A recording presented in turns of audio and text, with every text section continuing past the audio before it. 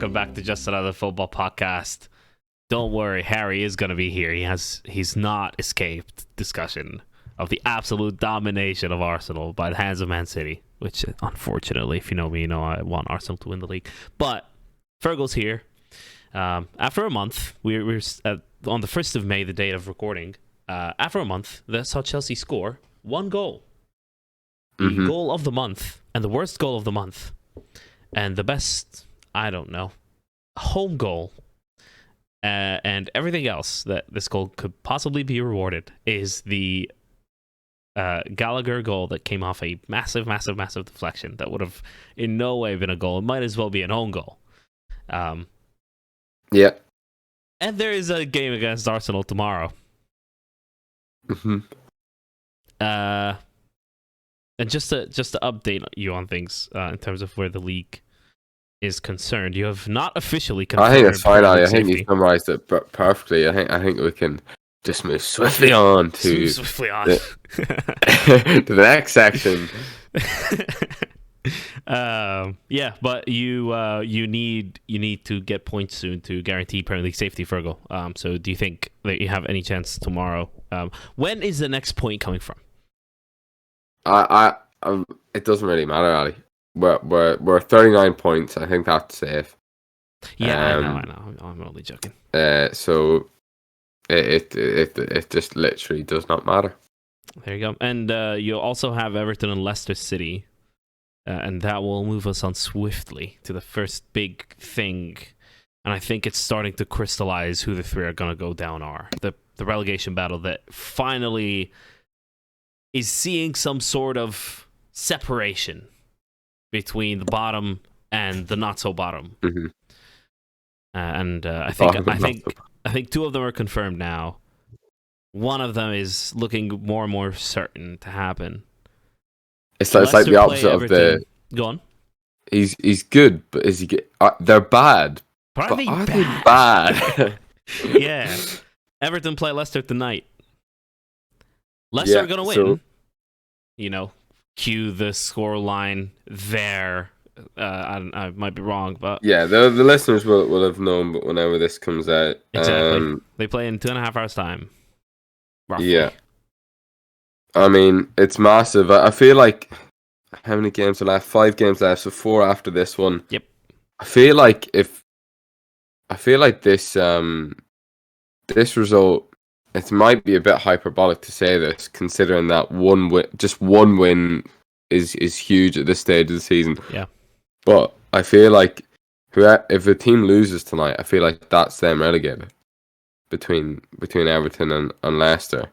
Just looking at it, but there's still only like 2 points between Everton 19th and Leeds in 16th. So maybe that won't be the case, but. It feels like this is a must-win, a 6-pointer as the cliche goes. And you know what? I've listened to a couple of Everton podcasts. I don't remember the name of the podcast. I'm so sorry, but it's a channel that has like I think Toffee TV, is it? No, it's not Toffee TV. It's a less known one. It's one I came across on YouTube in my recommendations. It has like 2,000 something subscribers, if I'm not mistaken. But they're very good, and they're very like measured and good to listen to. And they clearly care about the club and the content they put out. And it was just like we had this discussion on a Discord server the other day, Fergal, where I really want Everton to go down because I think they deserve to go down. I've maintained that they are the least deserving team of success in the league. And that was when they were not fighting I'd say they're second. You'd say they're second. Okay. In that, I'd say Chelsea are probably first in that polling at the moment. Yeah. I'd say Everton are like a B-Tech Chelsea. It's kind of same sort of vibe, but just like a step down. Yeah. Both have had Lampard as a manager. True. Both have taken and Ancelotti and Rafa Benitez. Oh, I never made that connection. There's a lot of crossover. But I would say solely for Lampard, for deciding that Frank Lampard is a good idea to manage your team.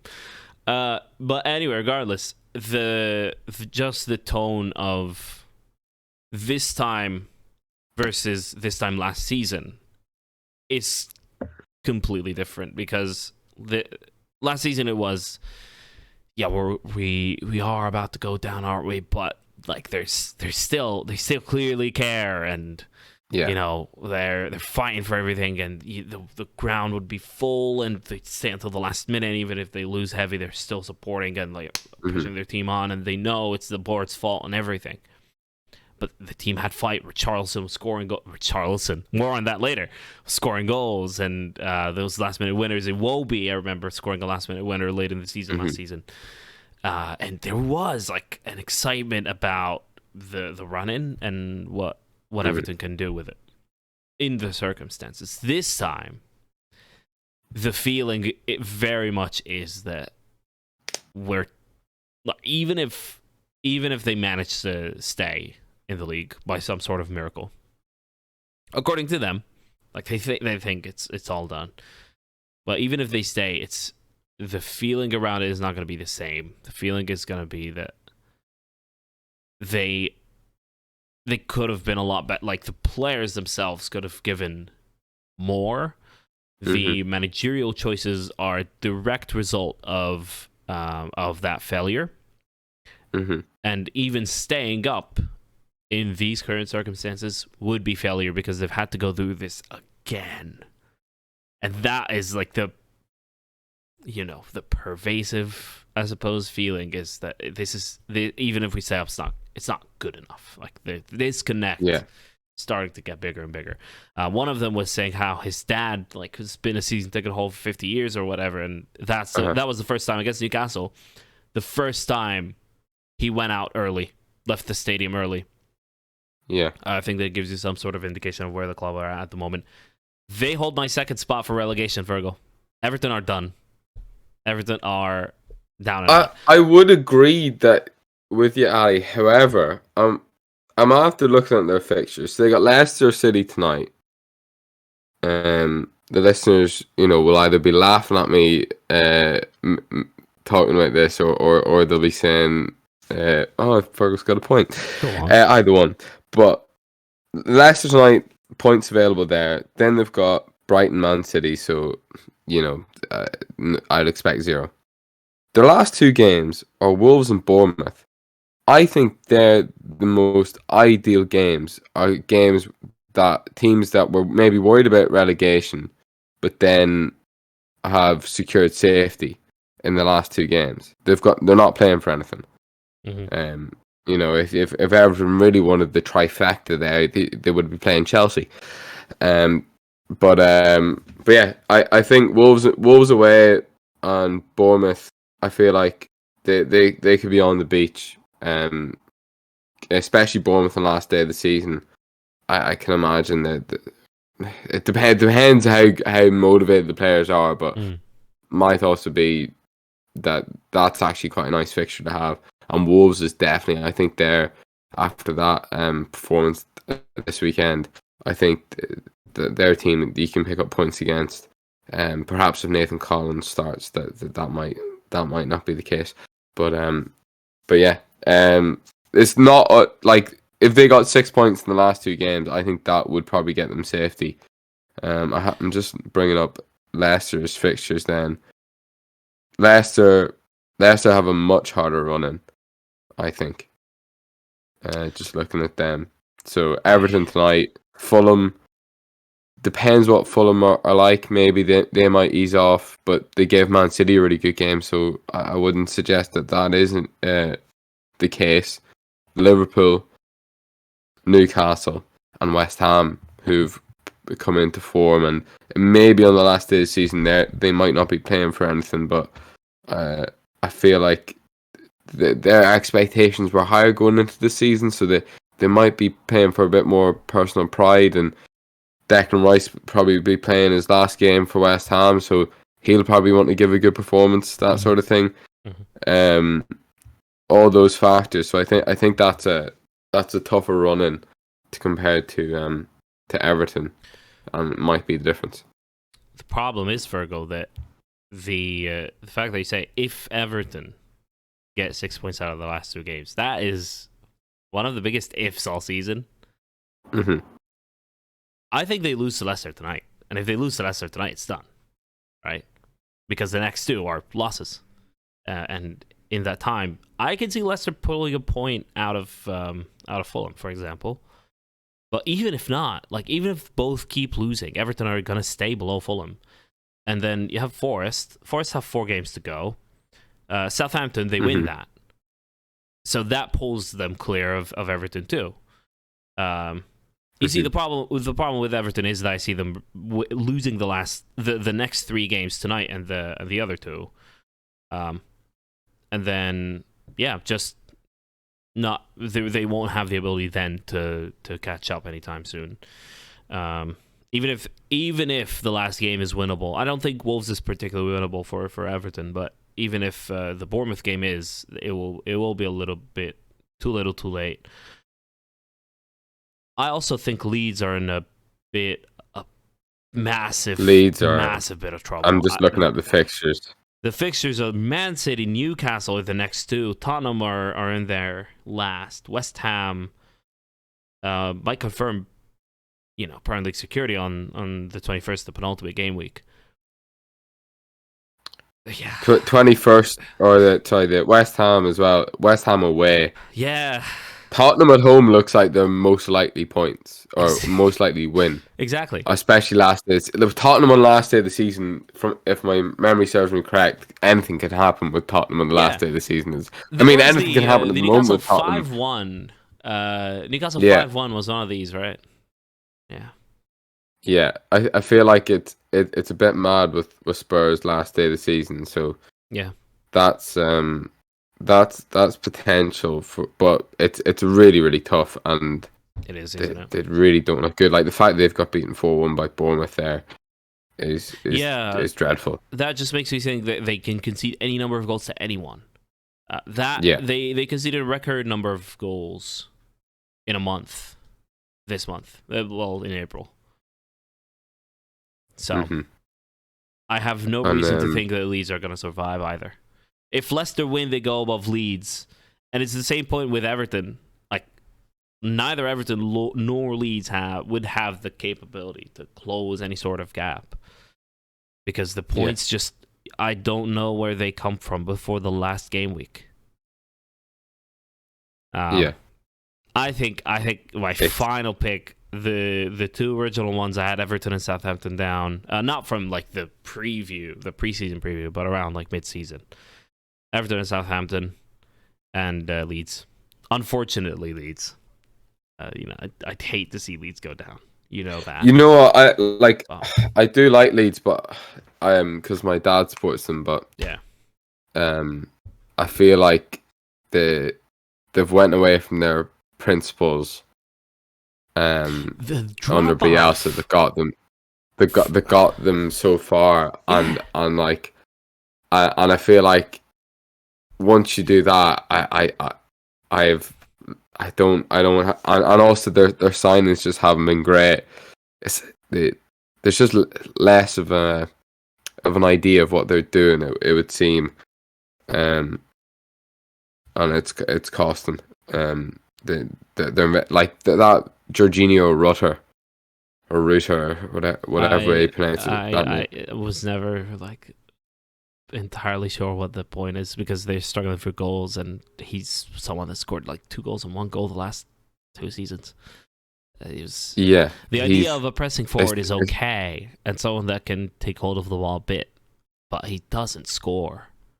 Yeah, and like the fact that you can you're choosing between him and Bamford is so obviously the first choice.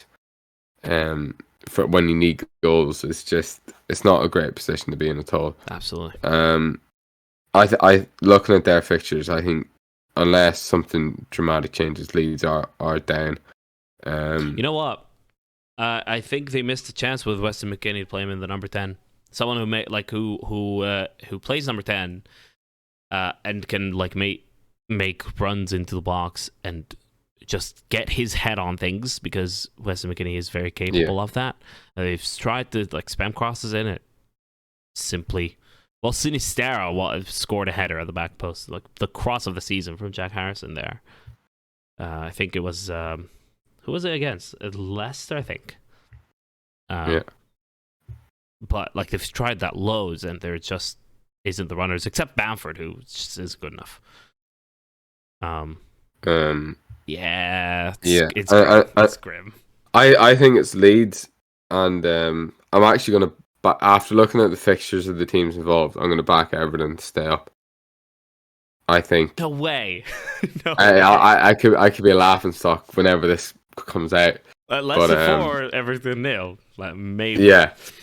I don't know. Sean Dyche, I think, would be eyeing up those last 2 games and be able to produce something. And I think it'll be Nottingham Forest that go down. Forest. I think Forest. Not Leeds. No, Leeds are down. My second pick. Oh, so you have Leeds, Forest, and Southampton then. I have it flipping completely. Wow. From who's just this is like I've only literally just looked at the fixtures. Yeah.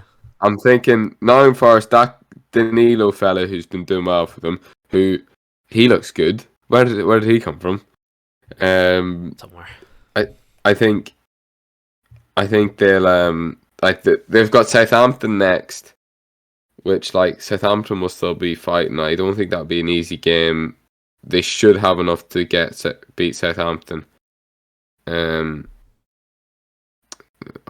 got Chelsea. Southampton have very little fun in them, though. Southampton are 5 points removed from Leicester. And Leicester have a game in hand tonight that they will probably win. Did I change my mind over Nottingham Forest? It's a tough call between Nottingham Forest and Leicester. Leicester surely won't go down. Why are you just not putting Leeds in this?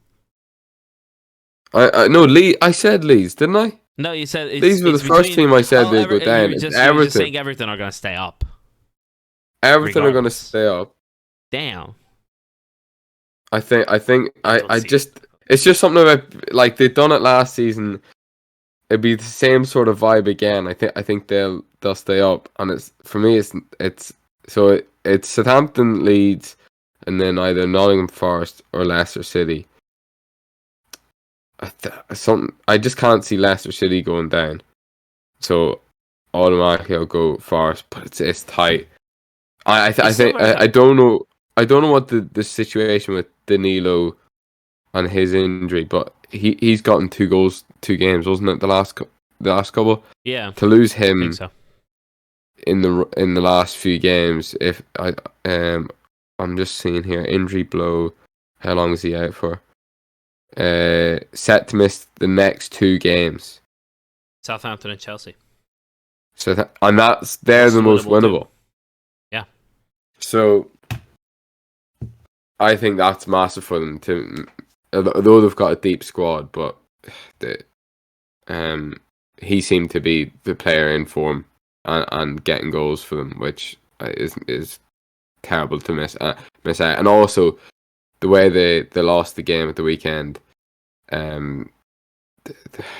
you can't. I think it's those sort of clinical moments that that decide the season, and if you can't get over the line in those games, I think you'd be punished with relegation.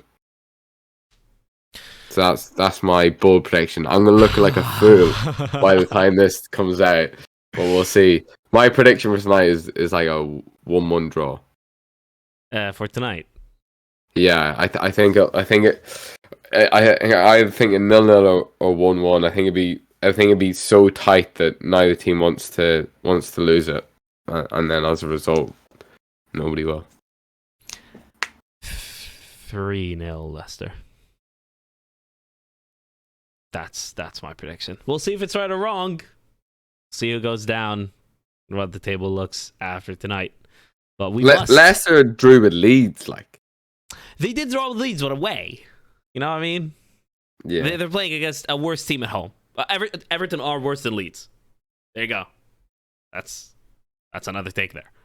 But enough about the bottom, because we have a few games at the top. A few things happened this weekend, Fergal, involving teams like Tottenham and Chelsea and Liverpool and Man City, nothing happened with Chelsea. Yeah, absolutely nothing. Exactly. It's been a great weekend for me, Ali. Absolutely. Isn't it great? But both our teams didn't lose this weekend. It's fantastic. And Philadelphia Union didn't play this weekend at all. It's glorious. It's just like, that's what I mean. For Chelsea as well. We haven't played a game this slug week. It out, and the Union just half the stress this week. We must bring in Harry though, because Tottenham and Arsenal are probably the most two relevant teams this weekend. And yeah, he's here now. Back now. It was actually quite a lengthy delay because I had to change the overlays and everything. And yeah, Harry, why are we here for the start? We could just start recording them that and everything. So you're telling me just click your fingers and I appear? I mean, that's like the worst kept secret in podcasting history. What have you gone and told the viewers that for? It's also a brilliant audio feature that we do. There you go. Audio feature. For the listeners. Yeah. Why really, Harry? What's going on? Why are you halfway through? Well, just busy today, travelling, delays. There's always stuff that goes wrong, mate. But I've made it here for the second half. The more important half for you. I didn't turn up for the first half, which I won't say I was taking inspiration, but we got to roll the punches, man. I'm here, and I'm hoping to at least deliver in some part. All right, cool. The first thing I would like you to deliver is very quickly your bottom three. Okay. Treat it as a final prediction, I would say, because there's 4 more games to go. We can't get any more fickle about this. Mm-hmm. So I think, and this is probably quite unprofessional, I don't remember exactly what mine was, but I think it was Southampton, Bournemouth, Forest before, when we did it a few weeks ago. Now, Bournemouth aren't going to go down. Like, I think that's kind of well known at this point. Same number well done to to Chelsea. Yeah, so, and unless you think Chelsea might go down, Bournemouth aren't going to go down. They've done very well. They've kind of played themselves out of it, so fair play to them. So then it's who instead of them, because I've not seen enough yet from Southampton are gone. I think at this point we can we tried to help them out, tried to help them get out of the relegation battle, but it doesn't look like it's going to be enough. Us and Chelsea giving them, I think, a third of their points over the season in those 4 fixtures. So we did our bit. It's just the other team's not playing ball. So I think Southampton are gone. I think Forest, had they won on Saturday, so they were obviously leading and then they ended up getting beat 2-1. Had they won that game, it would have been interesting. But I still think they don't do enough away from home, and it puts a lot of stress on those home fixtures, and I just don't think they'll quite do enough. So I'm going to keep them in there. And then there's the big 6-pointer tonight. At the obviously point of recording, it's Leicester Everton tonight, and you're sort of looking at the table. They're both right down there. I think Everton are in big trouble. I've been made aware of Fergal predicting them to stay up before I've jumped on to record this. So I don't get it. Help me out here. I'm gonna have to do. Well, I don't particularly get it either. I don't see much that's good from Everton. I thought the one thing that you would get when Sean Dyche came in was they would be more solid defensively, and they've done it in fits and starts. Obviously, they had the game against us where they win 1-0, and I think they beat Bournemouth 1-0, and they had a couple of 0-0 draws, but they've had some real hammerings as well. Like that Newcastle game in midweek, it was just a galling experience, really. And they're running out of games, and their remaining fixtures aren't easy. So if they don't win tonight, then you're sort of looking at the games that are left and thinking, well, you don't see them doing anything away from home. They're a bit like Forest. You become so reliant on the home form, which, if we're being honest, they've been scratchy at home. So I think Everton, but Leicester. Look, listen, if Leicester get beat tonight, then they're in trouble as well. So massive game that tonight. Really feels like kind of winner takes all at this stage of the season, because we're in May now. There's only a few weeks left, and these teams are still hovering down at the bottom. To use the football cliche, shout out to that podcast. I started listening to it actually, and it's really good. It's very good. Yeah. This is the real 6-pointer. This is the 6-pointer of 6-pointers. Yeah. There you go. All right. Ready to laugh at Tottenham for a bit, Harry? I hope Absolutely. I mean, you got to lie to my moods. Born ready.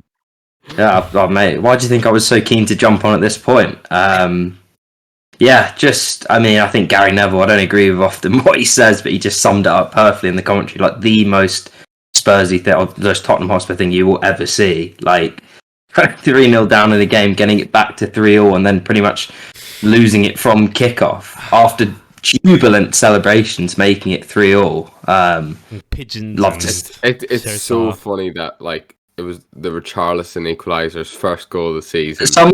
I saw a tweet and it was like, that is better. That goal, him scoring that goal, and then what happens afterwards is better than him not scoring in the season at all. If that's his only goal for the entire season, it being that goal is so good. It's perfect, It's really. hysterical. And he just goes back. And then also it's quite Spursy that I'm pretty sure like Lucas Moura is one of the fan favourites because of like the hat trick he got against. He's not now. You'd be surprised. And like, but I like the fact that he's he's the guy that just like slots it into Jota. I think he was coming off a 3-game suspension. I feel like the last time he played was when he got sent off at Goodison Park, and then they conceded late in that game. When they were 10 against 11, and then he gets sent off and it goes to 10v10. Then they concede, and now he's given away a goal at the end to cost them another point. I mean, I don't think if he was popular, Fergal, for his heroics in Amsterdam all those years ago. I don't think he's popular at Spurs anymore. Not after those last 2 games. Absolutely not. Yeah, their Champions League qualification in flames. I don't think we are gonna qualify for the Champions League either, but it was such a good feeling to win that. I don't know why, but I felt great. I felt amazing. Even though we absolute bottled the 3-0 lead. Lead. That's such a good word. A new potion you're cooking up, is it? The 3-0 lead. Wee Freudian slip. Yeah, a big one. And they somehow managed to bring it to 3-3. I think this game is a perfect example of why I'm not such a big fan of the 3-2 shape as a defensive one. And I talked about that a couple of weeks ago. I don't want to see Alexander-Arnold starting in midfield in the opposition build-up because the same goal was scored. It was worse against Tottenham, but the same goal was scored against Arsenal and against Tottenham, where you played down the channel on the right after some build-up that attracts the press into midfield. Play it down the right. The build-up from Tottenham was really good, but then you have in the best case scenario, Konate dragged across essentially the touchline. In a worst case scenario, Konate had already been pressing, and then you have Van Dijk shifting over, and then you have Andy Robertson, the only man in the box. Van Dijk getting honestly cooked, falls to the ground.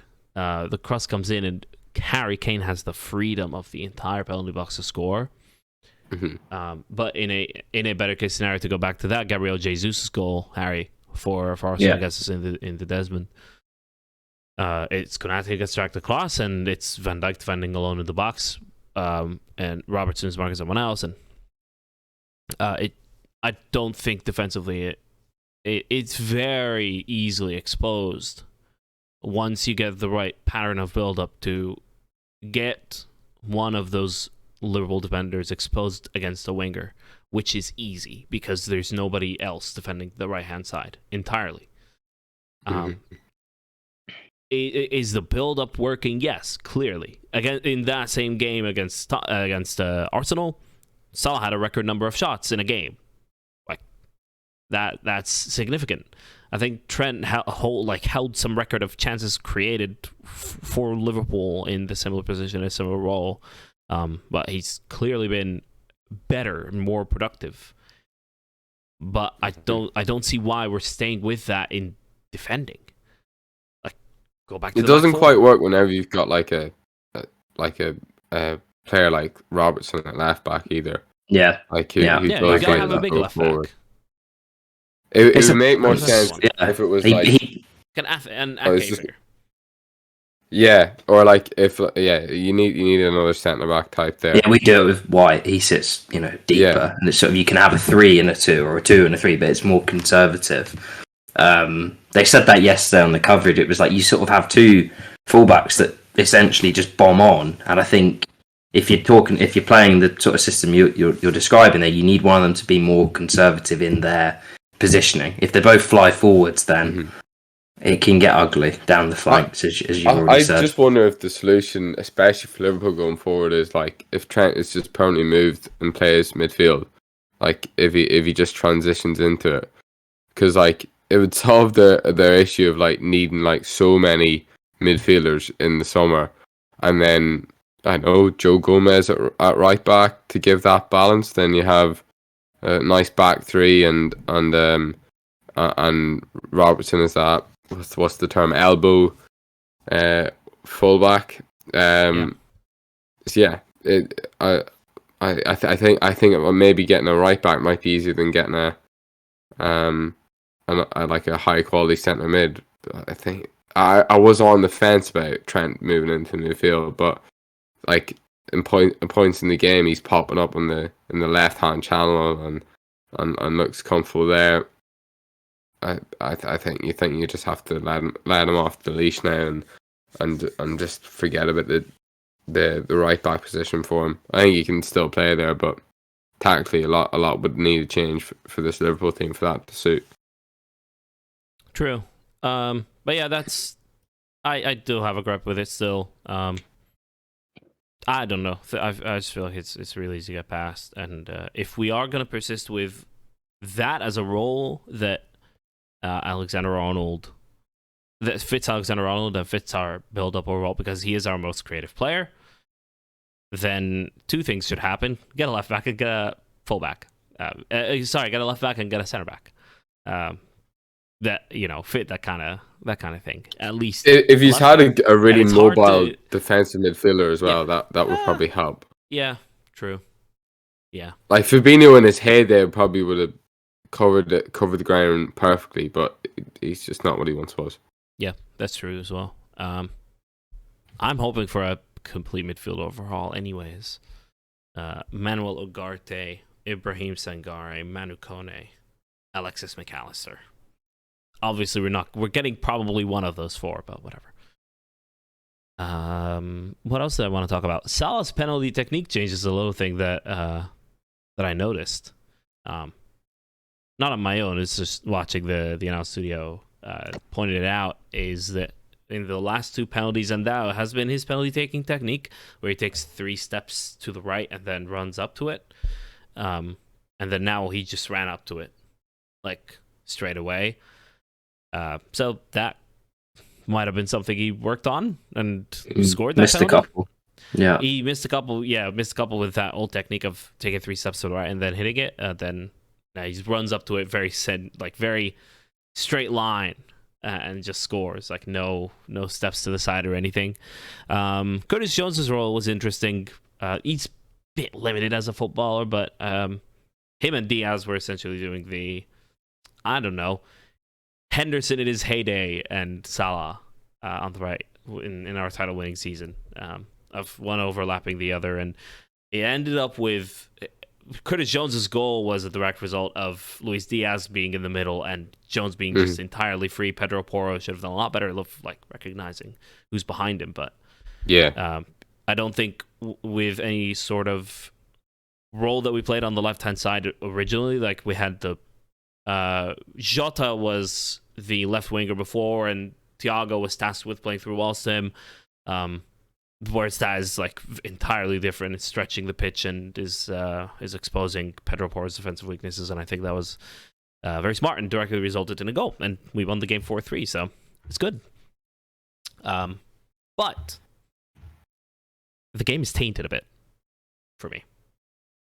As good as I felt after the win, it's tainted.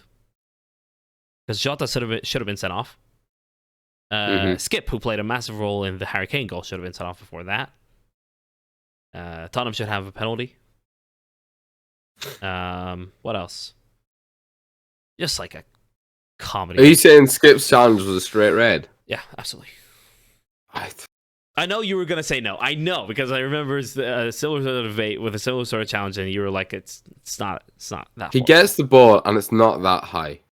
It's high, but it's not. It's not like it's like right. I feel like anybody who's played football for a considerable amount of time has had a challenge like that, and it's sore, but it's not. Does I he really get the don't think ball? it's that Am I bad. going mad? Does he get the ball? He does get a touch on the ball, yeah. Does he? If he gets a touch on the ball, then fair enough. He follows through, but he does get a touch on the ball, and then it's just on the ankle. It's not like ridiculously high, and it's like he's not totally out of control either. It's a downward. It's sort of a downward. Like it's not. His studs aren't fully up either. I think it's a really really harsh call to give it a red. I was when I was watching match today, I was surprised it was being talked about, because I was like, for me that's just like it's like a hard yellow, and yeah, Jota's is like ridiculously lucky to stay on. That I don't understand. And then Klopp has the cheek to think that the referee are against him as well, and give it the big one. That. So the That's what he literally said though. He has something against him. Like he doesn't like Paul Tierney. Neither do I, to be honest. I can't stand him. What he's saying is neither like each other. Yeah, but that's what I mean though. Like, but Tierney clearly thinks he's all right because he didn't send Jota off. You know, which one is it? I don't know. Did they get away with a blatant? Probably one of the most blatant red cards this season, or they're out to get you. And we were given a penalty, and they weren't. From an equally obvious one. Yeah. The hold on Richarlison. Like, if that's not given a penalty, you might as well just have people punching each other in the penalty box in set piece situations. If that's the case, like, just play. I don't know. And it was great. It was great to see karma be that instant. You know, where he jumps up to rub it in the face and instant hamstring. It is nice when karma's that instant. I've defended Klopp for a long time, and I think he has a certain amount of passion that takes him places that doesn't take most people. I don't know what he was doing there. He's a winner. That's why he's had such a good career. That's why he gets these things in his head. It's like Michael Jordan sort of making up something that somebody said to him to get him to win the game. I'm sure the whole Tierney thing is all in Klopp's head. Yeah, and that's probably what helps him. I don't know, have the mentality for winning or for whatever reason. But it's still very funny. It's still funny. Very, very funny. Anything else you want to add, Harry? I feel like you haven't. Not especially like other than just to laugh at Tottenham because it is really fun. That in many ways is actually worse than what happened at Newcastle, where you actually get it back to 3-3. I know it's a better result, but like it's such a sickener to actually do all that work. Probably deserve to get out of the game with a draw, and then one moment and you've essentially thrown it. I mean, those fans who were leaving after 15 minutes had the right idea. I bet they felt smug when the fourth went in because I didn't stay. Think we got it back to 3-0 and then get that at the end. They don't start games properly. That's the biggest problem. If you look at the last 3 games this week, they've been 5-0 down after 20 minutes, 2-0 down after 40 minutes, 3-0 down after 15 minutes. That makes it very difficult. They've actually played quite well in the last couple of games and yet only taken 1 point. And, there've been a combined 5 goals down in the 2 games. It's bloody difficult to win Premier League matches if you're giving your opponents a head start. It's nothing new. I mean, they've been doing it all season. And whoever the new manager is needs to stamp that out because it's hard enough in this league, let alone if you're essentially starting games from a goal or 2 down nearly every week. So, well, in midweek, this is quite old now, but I feel like the occasion is bigger than just like kind of jumping over in a sense. But Man City did win 4-1 and pretty much confirmed the league title, right? I think so. It's been kind of a slow resignation for a few weeks now, actually, because of a number of things, actually. Firstly, we've been playing gradually worse and worse. They've been playing gradually better and better. And we had to play them. And for all I tried to talk it up last week, I didn't think we would win the game. I thought it was very likely we would lose the game. And we did lose the game. I think what's interesting to me is we played Man City 3 times this season. And I know the first one was a cup game, so you could argue that they weren't, at their full intensity for it. But I don't think it's a coincidence that we've actually got worse in each of the 3 games. Like, our best performance against them was that first game. And I think what I would say is there is a time, and I'm convinced of this, we could have played Man City this season and beaten them.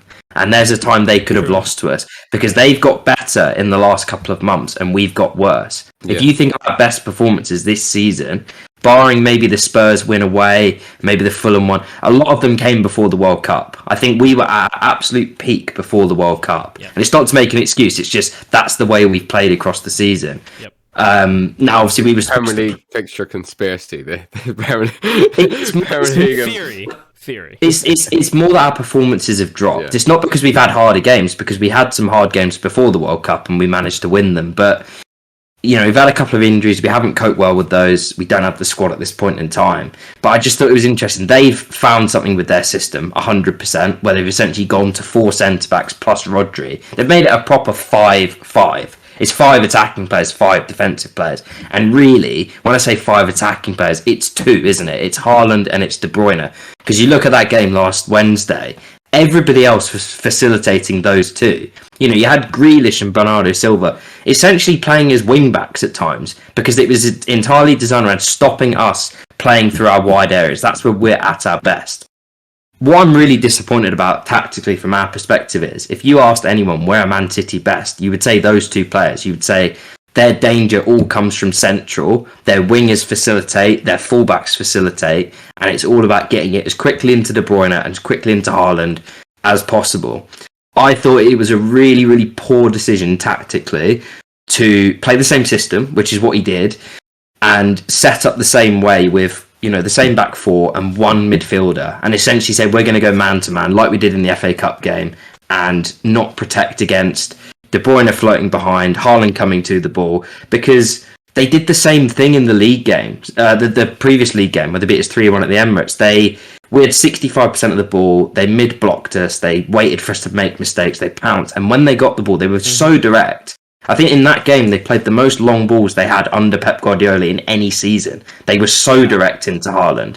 So it shouldn't have come as a surprise to us that they would look to find him quickly. That first goal they scored was, in my mind, it was the most obvious thing I've ever seen. It was long into Haaland. He monsters Rob Holding. I mean, just, again, so obvious. Such bad defending. We talked about it in the preview as well. If you have Haaland and Holding played together again, it's not going to work. In my mind, it was just so obvious. And then De Bruyne runs off him. No one's on De Bruyne. It's a good finish, But that to me, I think so. But if I'm giving credit to the opposition, it's good play from them. But from our perspective, so easy to get it into Haaland. Yeah. Too easy for him to find his man. Too easy for his man to run off the back of him. And it just disappointed me. Now, I have to be honest. I think we could have picked any 11 that game, and the way they played, we probably would have lost. I think they were that good, in truth. Yeah. But at the same time, it's about giving yourself the best possible chance to win matches, and I honestly cannot say we did that with the 11 and with the system we set up with. Would I be right in, whenever I saw the lineup, I was and especially after the first goal, I was thinking, why not play Ben White as the centre-back? Surely he's a better defender than right back then, because Tomiyasu's out. It's Tomiyasu out. That's what I was thinking. That's been the dilemma, folks. So literally, Saliba and Tomiyasu went off injured in the same game against Sporting Lisbon, and it looks like, Tomiyasu's definitely out. Saliba, it's a week by week thing, but it looks like he's not going to play again this season. Even Tomiyasu, or even Holding at right back. Well, someone suggested that in the build, and like while I looked at it, I thought, God, I mean, he's slow enough as it is. Like you think of centre backs that are slow, you don't want to put them fullback. But I get what you're saying because, as I said, Man City, they're wide players. They're not traditional wingers that go down the line and beat you. They're very much, players that come to the ball, they knit it together, they give it to the guys that are. I mean, everyone said how well Grealish is playing this season, and he's playing well, but he's playing well as a facilitator in that team. He's not getting 10 goals and 10 assists. He's making the team function better through De Bruyne and through Haaland. And so I get your point. Like, it would have been a better matchup in terms of Ben White's a bit quicker. He would have struggled with being Haaland. So aggressive as well. That kind of works more as a fullback, I think, at times than a centre back. Like, Haaland stepped up and was just like taken out of the game straight away. Foul him. Ben White just seems a bit more intelligent. Like he definitely isn't going to win the physical battle, but I feel like Ben White's more used to not winning the physical battle, and therefore he would have adjusted to that situation a bit better. The physicality's never been part of White's. No, he's more of a, like, he steals the ball, doesn't he? He's not going to come in and thump someone, but he just anticipates that. And I think, like, when you watch us, the big thing has obviously been, for me, there's too big of a gap between our midfield and our defence. I think what we've done well all season is we've squeezed, the gaps have been small, and we've been able to play high.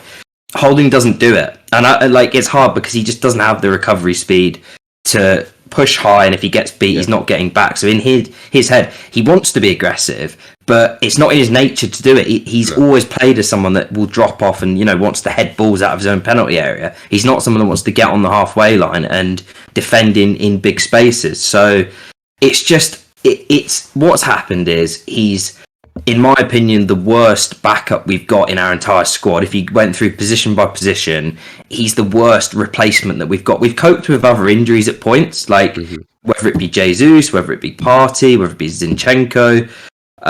We've had injuries to key players, but the replacements that have come in Trossard and in Nketiah, even Tierney, like, they're less of a drop off than Saliba to Holding is just enormous. They couldn't be more different as players on or off the ball. And so it's killed us, really. But it all started a few weeks ago. That we've not, to be honest, we've not been defending well since the World Cup. If I'm blunt, if I'm truly honest with myself, we've not defended well since the World Cup. We've been able to outscore teams. Even with Saliba in the team, we've had quite a lot of 3-2 wins this season, 4-2 wins. We've had to come from behind. We've only got 3 clean sheets at home. I mean, that for a title chasing team, it's not enough, really. And so it's been going on longer, but obviously Holding coming into the team and conceding, I think, 11 goals in the last 4, it's definitely exacerbated things. No doubt about it. Ramsdale just... And he's another one. He doesn't inspire calm. He's frenetic. He made some good saves in that game, but the problem is everyone's more nervous because you kind of just don't know what he's going to do. And I think, I'm prepared at this point to let it slide. But if it's something that continues, if your keeper continues to make people nervous, whether it be the Southampton game, whether it be the West Ham where he probably should save the second goal, whether it be the other night where 2 minutes into the game they put a cross in and he palms it straight out onto the 6-yard line. It's just and you say the first goal should save the first goal. It's it's not ideal. It's so cutthroat. It is, absolutely. You don't know what way Ramsdale's career could go now. This could be his story written that he was he was one of the reasons in the run-in why Arsenal have lost the league. And it's harsh. Or he can come back from this. No one remembers as well. This is the thing. He actually had, I would say, a good spell between kind of January and the end of March where he played well, made some really big saves. But once you start making a few mistakes in the run-in and the team starts dropping points, when it matters, no one remembers that. It's whatever happened last is what people are going to remember. This is definitely his best season of his career. As you said, it's the peak of his career, but it also could be the start of the downfall of it. But I'm being over the top as well. It's the life of a goalkeeper. He knows that, and it's the nature of it. So it's disappointing we didn't show up. I think that's the annoying part. In some of those Man City Liverpool games, you all know, Ali, it didn't go Liverpool's way, but they always felt competitive. That didn't feel competitive, and I'm not saying we can't get to those levels eventually, but it was just disappointing to be going into it, ahead of them. The gap looks so wide, and in truth, it's probably the reality at this point in time. what would you like to see change tomorrow? Big game, Jaffe Derby. I'd like to even win. if inconsequential for Arsenal or Chelsea at this stage. Well, I'm interested to get the Chelsea like psychology, like how they're feeling going into this one, because they've lost 5 in a row. They don't have loads to play for. I'll quickly say, from our perspective, we've got 5 games left. We're on 75 points. I think what we need to do between now and the rest of the end of the season is obviously win as many of those games as possible. Get into the mid to high 80s minimum, because then I think you can honestly turn around and say at the end of the season, we had a great season. We just weren't quite good enough. I think if you blow up at the end of the season and we, win a couple of games or win one and lose a couple or draw a couple, it's going to be a real, collapse really from the start of April. We'll have only won a couple of games. And I think teams, if people go, well, yeah, they just fumbled. As soon as they got to the finish line, they crumbled. Man City got close to them and they couldn't cope. What we've got to do, as I said, is win as many as possible, put up a respectable points tally, and then you can look at Man City. If we win 4 of our last 5, or even win our last 5, right? That's 90 points. Man City would have had to have won nearly every game since the start of February to win the league. There's not a lot you can do when you're up against that, in truth. Yeah. So that's from my perspective. But I don't know how Chelsea sort of approach this one. The other thing just on Arsenal is that the narrative of the end of the season, whether they win it or not, I think it's so important going forward for the summer transfer window. If you can go in, you're the best team in London, you got Champions League football back, one of the biggest clubs in England, and then on top of that you can now go, we challenged for the title and got beat by Man City, who have a record-breaking striker playing for them. On for the treble as well. And then the rest of the squad. Yeah. So you can make a real case to go after basically any player in the world in the summer, especially any up and coming player, especially I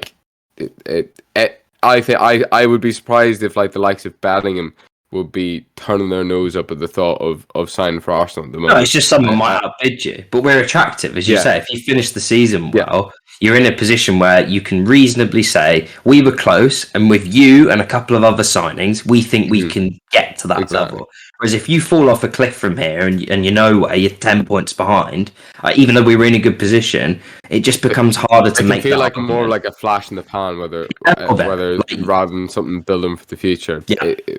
No, I totally agree. But yeah. But Chelsea, I've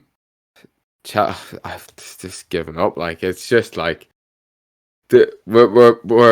we should be safe from relegation. Sorry. And I don't know. First of all, Lampard's getting so much stick, and yes. It's like what is he meant to do? The 2 better managers than him have both struggled as well with this season. So the blame Lampard's getting when you've got a squad that's just so unmotivated. There's no reason. Right now, what I'd like to see is I in my head I'm actually torn between. Do you try and win games? Should that be your goal? Definitely. Or should your goal be giving minutes to the players that do we try and sort of pick the squad that's going to be going forward next season and start cutting out some of the players that we think won't be there? That's a tricky thing to do, because then the value of those players that you're sort of leaving out just goes down. And then you might not get as much of them in the summer. But it's kind of some of those players common knowledge as to who they are, Ziyech and stuff like that. Aubameyang, the Chelsea fans want Aubameyang to start, or quite a few want him to start against Arsenal. But I'm like, do I want to give minutes to him? But at the same time, you don't want it to be an embarrassment as well. I don't really care if we lose, but if we got absolutely hammered, that would sting. So it's this balance of trying to pick a team for next season, and then just trying to win. And also, is it really any good to pick players for next season when it's so toxic? Does it help their development to be in this environment, and to, does that do anything for the club as well? Like, I feel like this season's just such a write-off. It's hard to know. If you do want to win, I actually think, like, you can't pick the players, like, because it's so negative, because like there's nothing to play for. You need to pick the players that are going to be playing for pride, and that's like the academy players. Annoyingly, 2 of them have gone off and had important surgeries going forward, in Reece James and Mason Mount. Yeah. But I think you bring in Azpilicueta. He's got to play, isn't he? You haven't got anyone else. Yeah. Well, I wouldn't play him. I like us to go back to a 4, as I've been, again, broken record. Play him right back. Then we'd play a back 4 of, I don't know, Chalobah, Thiago Silva. In fairness, any of the centre backs, I'd have faith in. I don't think that's a problem area for us. Really. Left back, Cucurella can't play. I'd be tempted to give it to Lewis Hall if needed. I think, like, he's gonna. The academy players at this stage of the season are going to be coming in with wanting to prove themselves, and it'll matter to them. So I'd play if you're unsure about any of the players want to win, I think you replace them with one of the good academy players. And like that too, I think Fofana should be played up front. Have I pronounced his first name right? Not too sure. That's right, yeah. But yeah, I'd play him up front. I think he's in the bits that he's played, I think he's looked good. And if Havertz is out, I think he's the one I'd play. Gallagher has to start. I think he's our biggest goal threat. Annoyingly, he scored 100% of Chelsea's goals in April. Goal of the month against Brighton. Probably Fernandes, Kante, Gallagher, and that's just like a workhorse midfield. And players like Kante and that whole midfield, they'll set a tempo. They'll set like a work rate. That hopefully the rest will follow. And then I'd probably start Mudryk out in the left. It'd be nice if we could rub that one in the nose. Mudryk scored. That would be quite nice. But I wouldn't. To be honest, I wouldn't bet on it as well. But yeah, we need. I mean, the blueprint's there for in terms of if Holding's gonna start, you target him. So if I back Fofana to give him a game. Maybe not dominating like Haaland did, but there you go. Have a strong centre forward pinning Holding and have players running off him is probably what I'd go for. But I think Chelsea's best chance of any result is keeping a clean sheet, and I'd imagine it'd be 0-0 if Chelsea got any points from this. I can see I a fully expect Arsenal very boring 0-0 to win. Yeah, I think the opposite. To be fair, Chelsea might play for a 0-0, but we never keep clean sheets at home, and as a result, we always need to score at home. So I can't see us keeping a clean sheet. I can't see us not scoring. This is like the opposite of the immovable force, or the unstoppable force versus the immovable object. It's like the conceding team at home versus the team that can't score. Quite literally, I'd be staggered if we kept a clean sheet, and you'd probably be staggered if you scored more than a goal. So it's like 1-0 God Chelsea, knows. or 1-3. I think we'll score, but I'd be staggered if we kept a clean sheet. I'll be honest. Yeah, that's true. That's true. I just feel a really boring game. I have no idea why as well. But one game that certainly wasn't boring. It was a draw. It was only 1-1. But the way it happened. Let's go to taps on Tammy. Ready? Rome won. Milan won. Tammy Abraham scored the first goal of the game in the 94th minute. Alexis Salamackers scored the equalizer in the 97th. So rather it was than Richarlison-esque, really. Richarlison-esque, unfortunately for Tammy Abraham. Yeah. Except that at least they got a point. At least they got a point. It keeps the level with both Milan clubs, Inter and AC, on 57. But Roma would have been fourth if it wasn't for that goal. With 5 game weeks to go, or 5 game weeks to go. Yes. Juventus are third with 60 as well, and Lazio are second with 61. Napoli still haven't quite won the league yet because they need another win.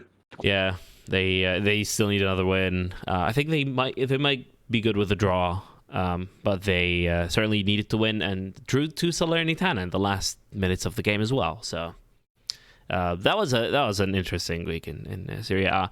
Bundesliga, another refereeing howler, might win Bayern the title yet again because Borussia Dortmund drew to Bochum. Now, while you can't draw to Bochum like that, like it was in the 60-something minute where they absolutely must have had a penalty.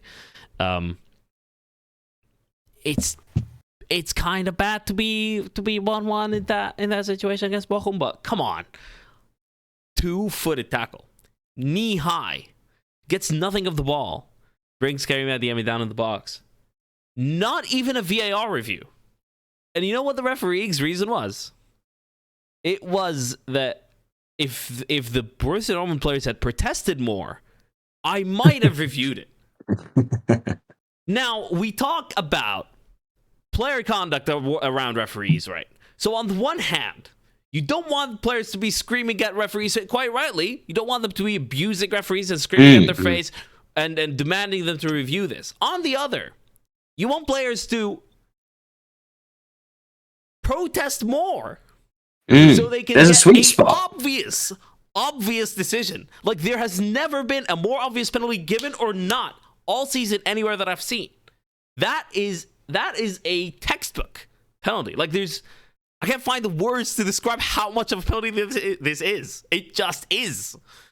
And that not only isn't given and costs Borussia Dortmund 2 points, but potentially the title too. Because the difference now between Bayern Munich and Borussia Dortmund, because of that draw directly, is 1 point in favor of Bayern Munich.